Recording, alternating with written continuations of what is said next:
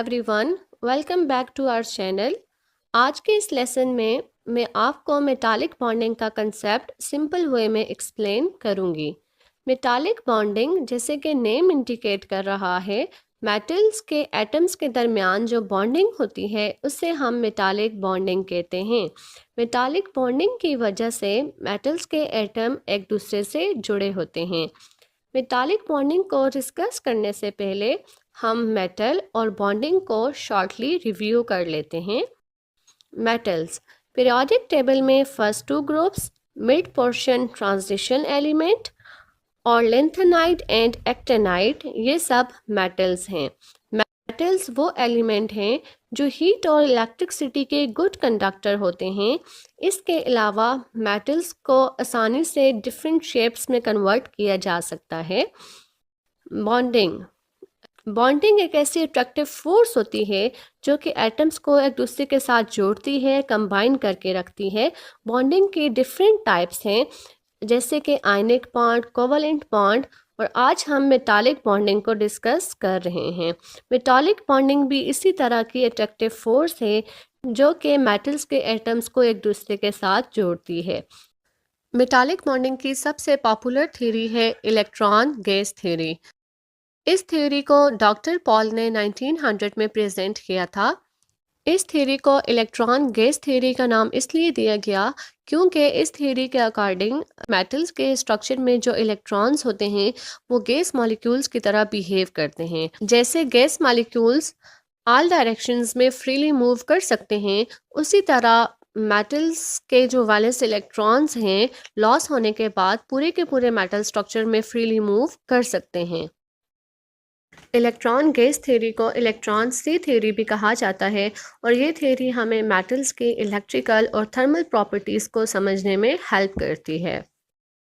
Metallic bonding की definition ये है: metallic bonding is an attractive force that arises between positively charge metal ions and surrounding delocalised electrons.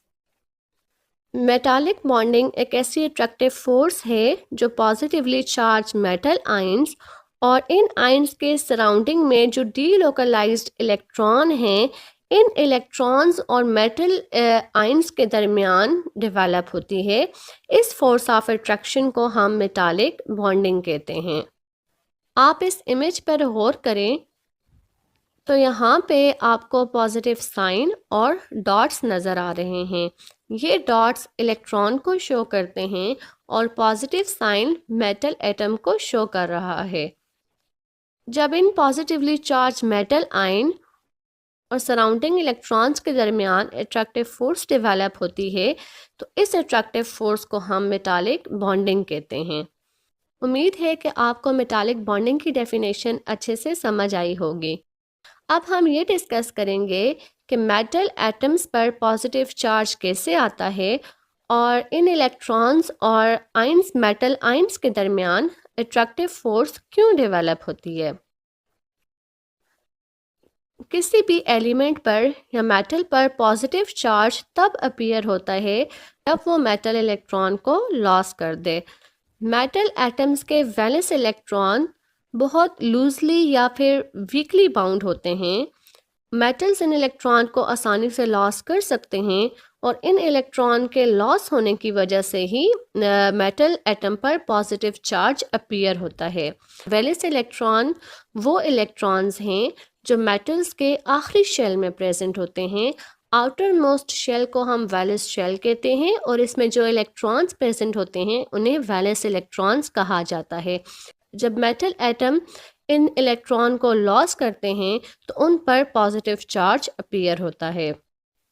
Metal atom से जो electron loss या remove होते हैं वो इलेक्ट्रॉन्स अब किसी भी स्पेसिफिक एटम से बिलोंग नहीं करते, बल्कि वो पूरे स्ट्रक्चर में फ्रीली मूव कर सकते हैं।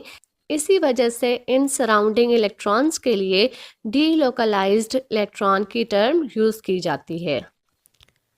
अब हम डिस्कस करेंगे कि इन मेटल आयंस और डीलोकलाइज्ड इलेक्ट्रॉन के दरमियान फोर्स ऑफ अट्रैक्शन क्यों डेवलप होती है।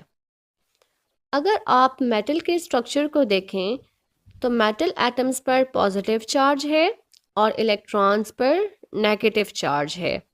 तो ये एक यूनिवर्सल लॉ है कि अपोजिट चार्जेस अट्रैक्ट होते हैं और नेगेटिव चार्जेस रिपेल होते हैं।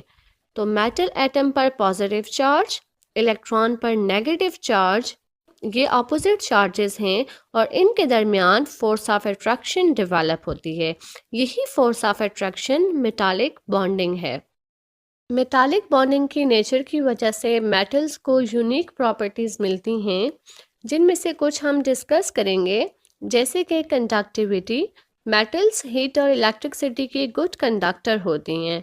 मेटल के स्ट्रक्चर में फ्री इलेक्ट्रॉन्स होते हैं जो हीट और इलेक्ट्रिसिटी को आसानी से कंडक्ट कर सकते हैं। Metals are malleable.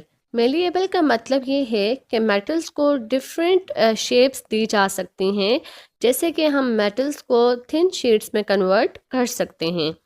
Ductility. Metals are ductile in nature. It means कि मेटल्स को विदाउट ब्रेकिंग थिन वाइड्स में कन्वर्ट किया जा सकता है।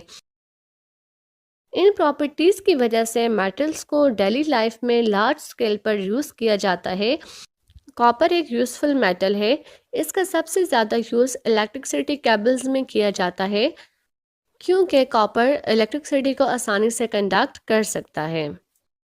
गोल्ड मेटल को ज़्यादातर ज्वेलरी बनाने में इस्तेमाल किया जाता है, क्योंकि गोल्ड को मेलिएबल नेचर की वजह से हम डिफरेंट शेप्स और डिज़ाइंस में कन्वर्ट कर सकते हैं।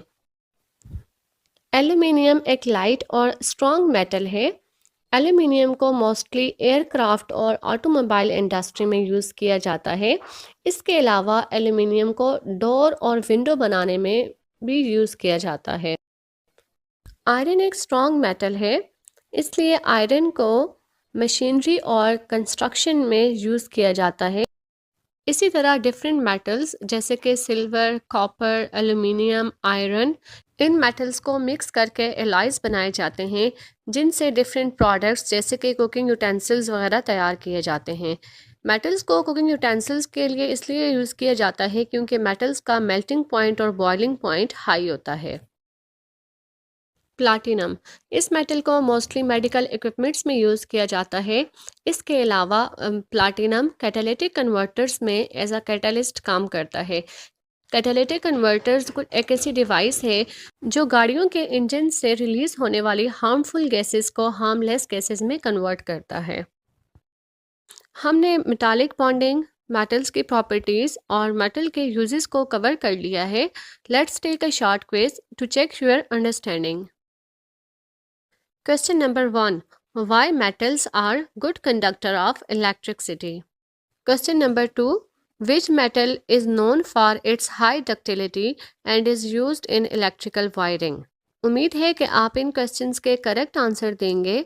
अगर आपको ये वीडियो पसंद आई है तो हमें सपोर्ट करें, इस वीडियो को लाइक करें और हमारे चैनल को सब्सक्राइब करें।